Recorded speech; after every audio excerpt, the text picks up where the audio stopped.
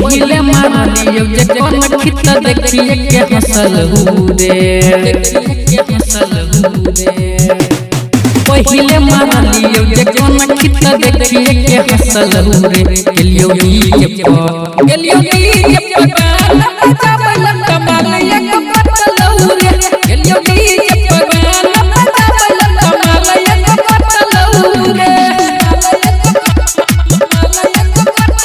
Music director टुंटी बाबू सलहा हाजीपुर वैशाली।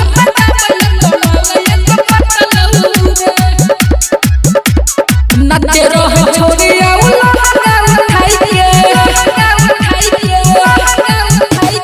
नचे रहे छोरिया उलहंगा उठाई के पद के चीज दुनु अपन देखाई के जतबे वो हसल ओतबे दिलवा में धसल हुरे गेलियो के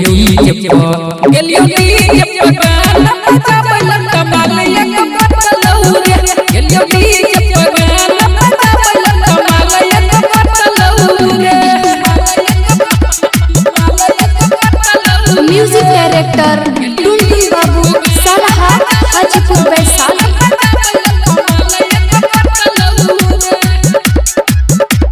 सोलह के उम्र वो चढ़ल जवानी